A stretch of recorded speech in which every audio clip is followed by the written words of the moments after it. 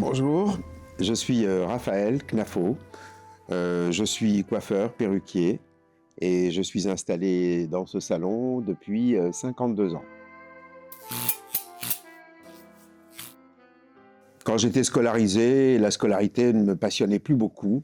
J'avais vraiment envie de faire quelque chose de manuel et j'avais 14 ans et demi et l'idée de devenir coiffeur m'est venue à l'esprit comme ça et je me suis lancé dans cette formation en faisant une école, en m'inscrivant dans une école d'État, la seule d'ailleurs de l'époque. Et donc j'ai fait un apprentissage de 3 ans et j'ai préparé un brevet professionnel pour pouvoir m'installer. J'ai également fait une formation pour être formateur et j'ai enseigné également dans une école tout en travaillant en cours du soir et le lundi, mon jour de repos. J'ai vraiment découvert ma voie, quoi. Je ne peux pas dire que ce soit vraiment une vocation depuis l'enfance, mais ça l'est devenu parce que quand je fais quelque chose, je le fais avec passion et ma passion n'a fait que grandir jusqu'au jour d'aujourd'hui.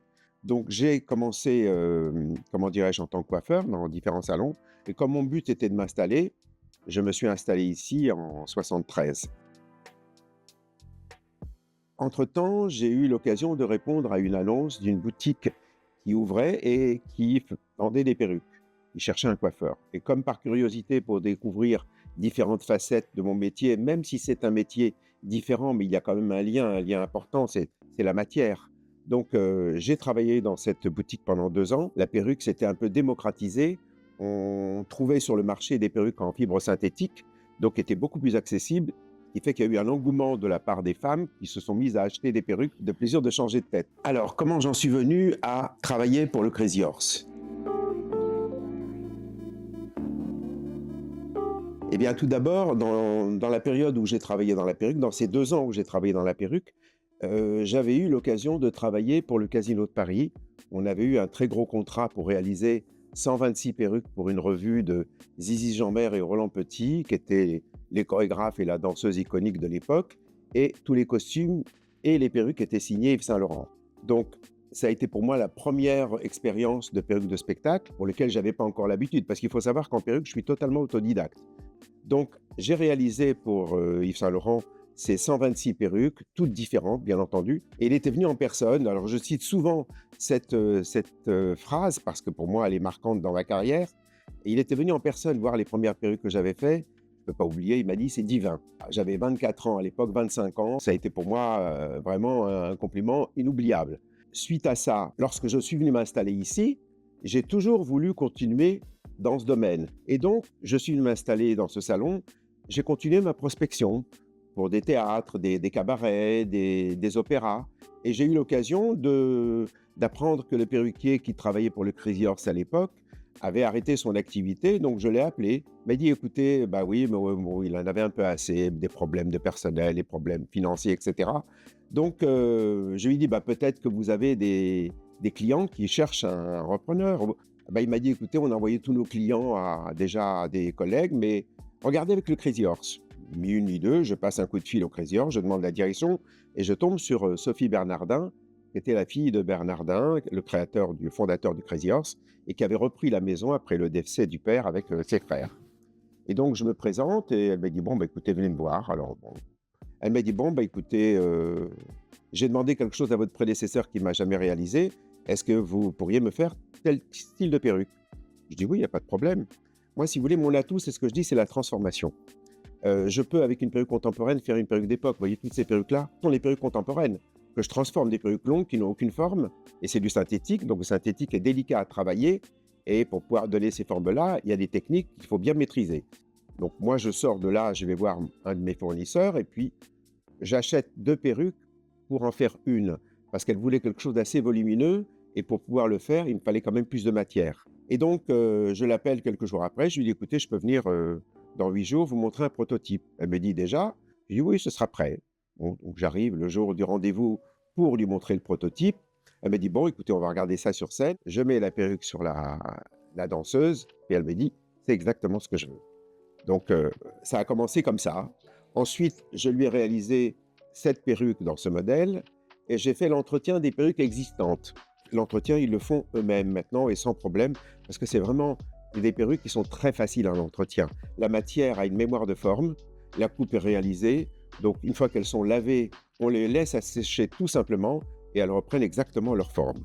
J'y vais à une fréquence de tous les 2 mois à peu près pour l'entretien, pour le contrôle général de toutes les perruques et je les lave, je les entretiens, je révise la coupe et je les laisse impeccables. Ça fait 28 ans que je travaille pour le Crazy Horse. Pour moi, c'est vrai que ça a été extrêmement flatteur et puis c'est un privilège, je considère, de travailler pour une grande maison comme le Crazy Horse. Au départ, sur les tableaux du Crazy, avant que je travaille pour eux, il y avait deux, trois couleurs. Et un jour, la directrice de l'époque, Sophie Bernardin, m'a demandé si je pouvais lui réaliser une douzaine de couleurs différentes. Alors je lui ai dit, écoutez, moi je peux vous faire 5-6 couleurs maximum, mais on ne trouvera pas sur le marché des perruques des couleurs que vous souhaitez, des turquoises, des fuchsias, comment dirais-je, des verts pâles, des choses comme ça. On va trouver du bleu, du vert, du rouge, du jaune, et ça va s'arrêter là. J'ai dit, mais c'est pour quel usage? Elle m'a dit, c'est pour réaliser un DVD du spectacle Tabou. Vous voyez l'affiche qui est là-haut. Donc je lui ai dit, bah, écoutez, si c'est ça, si c'est que pour le DVD, je vous réalise les couleurs. C'est la première fois que je teignais du synthétique, donc j'avais les perruques et c'est la photo que vous avez là-bas, vous voyez la grande photo. Donc là, j'ai réalisé les perruques et le jour du tournage, j'étais sur place. Sophie Bernardin, la directrice de l'époque, m'a dit, Raphaël, c'est à tomber par terre, je les veux sur scène. Je dis, oui, mais Sophie, vous pouvez les mettre sur scène, mais des conseils, parce que dès que vous allez laver, la couleur va s'en aller en grande partie. Bon, alors, comme elle insistait, j'ai essayé de trouver une solution. J'ai dit, je vais voir ce que je peux trouver comme solution. Et j'ai vu avec mes fournisseurs de trouver de la matière déjà teintée dans la masse pour pouvoir réaliser ces perruques. Et c'est ce que j'ai fait. On a trouvé des matières déjà teintées. Pour obtenir les couleurs recherchées, on a fait des mélanges. Pour obtenir un bleu turquoise, on a utilisé du vert avec du bleu. On a obtenu les couleurs qu'elle voulait. Et là, on a pu les mettre sur scène. Voilà. Donc là est née un peu la technique de coloration des perruques en synthétique. Alors, quelle serait la création la plus marquante de ma carrière? C'est difficile à dire parce que c'est comme si vous demandez à un peintre quel est son tableau préféré. S'il y en a une qui m'a un peu plus marqué que les autres, bien que je suis extrêmement attaché aux perruques du Crazy Horse, s'il y en a une, ce serait une commande que j'ai eue pour Hermès. Ils m'en ont commandé 2 pour un spectacle qu'ils donnaient à l'Opéra de Lille pour l'ouverture d'une nouvelle boutique à Lille. Et ils m'ont demandé de réaliser un cheval en cheveux sur une perruque. Alors, ça vaut le coup de la voir, elle est spectaculaire. Et chaque fois que je la montre à quelqu'un, il dit c'est pas possible. Et voilà. Donc là, ça a été une vraie prouesse.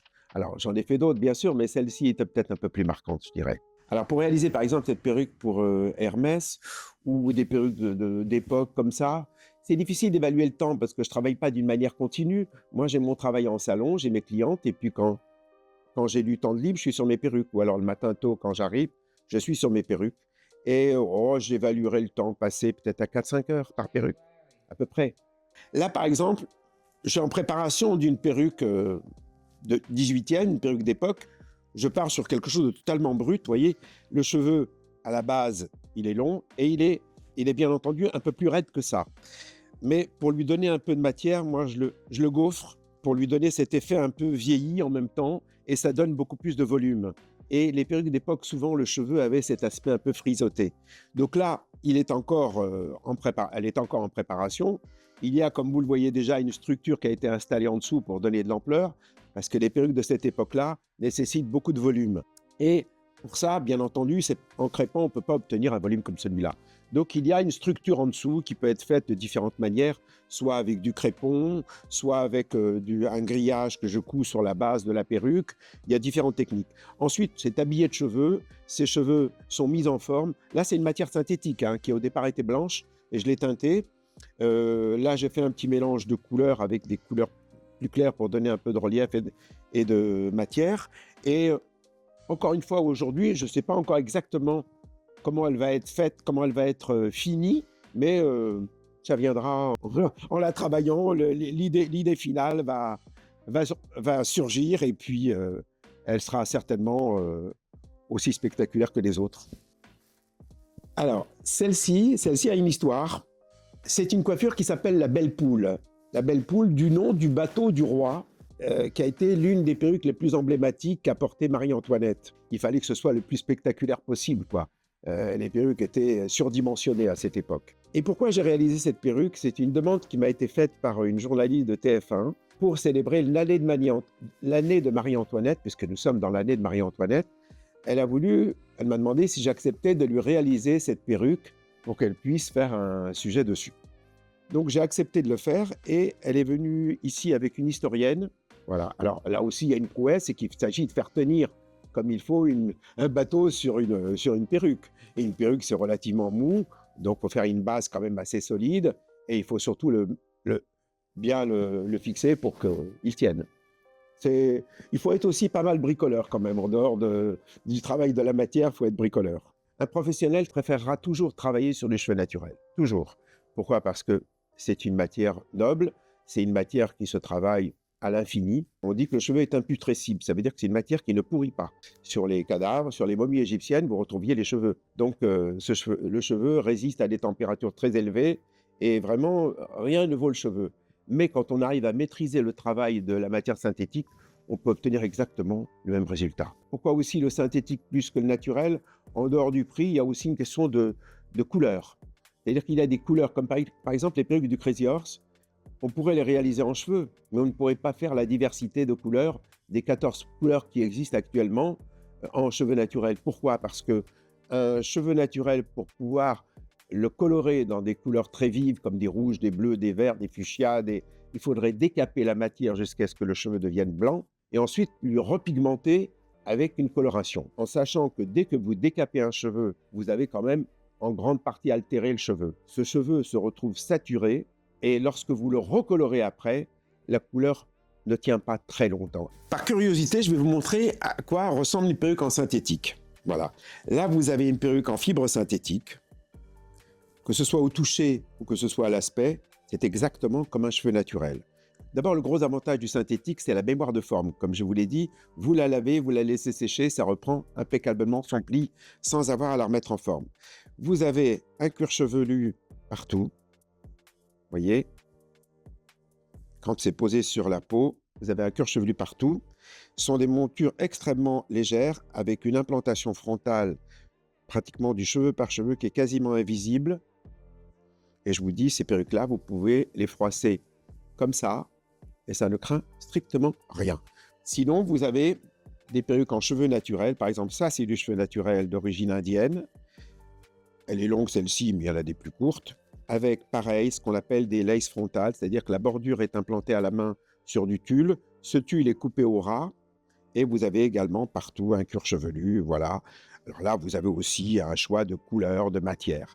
Le gros avantage du cheveu naturel, je ne vous l'ai pas dit tout à l'heure, c'est que l'on peut transformer. On peut transformer la couleur. Bien sûr, on ne va pas prendre une perruque brune pour faire du blond platine, mais on peut, en partant d'un cheveu vierge, transformer la couleur sans problème.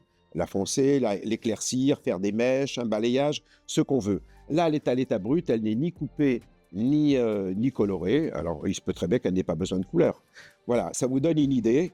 Et là, vous avez une perruque qui est montée en partie à la main et une partie à la machine. Il existe également des montages entièrement réalisés à la main. Parce qu'il faut savoir que le cheveu est crocheté avec un tout petit crochet sur ce filet et il est noué sur cette partie-là. Voilà, donc c'est quasiment invisible. Sur la peau, c'est quasiment invisible.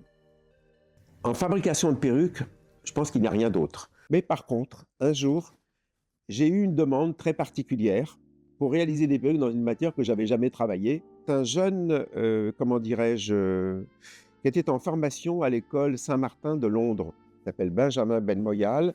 Il avait gagné le concours d'LVMH, il était sponsorisé par eux et il avait créé un tissu à base de bandes magnétiques audio qu'il avait teint, des petites cassettes de musique. Il avait teint la matière et mélangé avec de la fibre, avec du fil et de la laine, il a réalisé un tissu. Et il m'a contacté un jour par mail pour me dire, voilà, j'ai créé un tissu et j'aimerais savoir si vous pouviez me réaliser des perruques avec ce tissu. Et donc, bon, je dis à ce jeune, je dis, bah, écoutez, on va se rencontrer si vous voulez, il n'y a pas de problème. Donc, on s'est rencontrés ici, c'était même un dimanche pour vous dire, voyez. Et j'y montrez-moi, donc il arrive avec sa valise, il m'ouvre la valise ici à cet endroit et il me montre les matières. Je trouvais ça sublime. Pourquoi? Parce que les bandes magnétiques audio ont un côté brillant. Mélangé avec le fil et la laine, ça donnait quelque chose d'assez lumineux. Et puis les couleurs qu'il avait choisies étaient vraiment très réussies. Donc je lui ai dit, il me dit, est-ce que vous pouvez me réaliser des perruques avec ça? pour mon défilé de fin d'année, pour mon... Je lui ai dit, écoutez, oui, c'est tout à fait possible. Vous allez juste me découdre votre tissu et vous me faites juste une petite bande cousue à la machine et moi, je réaliserai les perruques. Et là, j'ai véritablement fabriqué moi-même les perruques à la main. C'est-à-dire que en partant d'un bonnet vierge, j'ai cousu les bandes, ces bandes à lui, et j'ai réalisé 6 perruques que je lui ai fait gratuitement pour son défilé. Ah, j'ai jamais pesé les perruques, mais je pense que l'une des perruques les plus spectaculaires que j'ai fait, c'était pour un film pour Jean-Pierre Mariel, qui avait besoin, parce qu'il jouait, c'était dans le film Le Petit Poucet de Michel Boiron, et c'était l'une de mes premières expériences de perruque de cinéma d'ailleurs, à l'époque où je travaillais dans la perruque. Et comme il jouait le rôle de l'ogre, lui qui est déjà très grand, il était très grand, il lui fallait quelque chose de très volumineux. Donc on avait réalisé une perruque en poil de yak, parce que le poil de yak, c'est une matière qui se travaille comme un poil naturel. Ça se travaille comme le cheveu, ça se chauffe, ça se colore. Donc on a pris du poil de yak que l'on a teint de couleur rouge, et il fallait donner beaucoup d'ampleur à la perruque. Donc il y avait une épaisseur assez importante. Et puis on a trouvé les techniques pour donner plus de volume à la racine. Et ce qui fait que ça a été peut-être l'une des perruques les plus lourdes, je pense.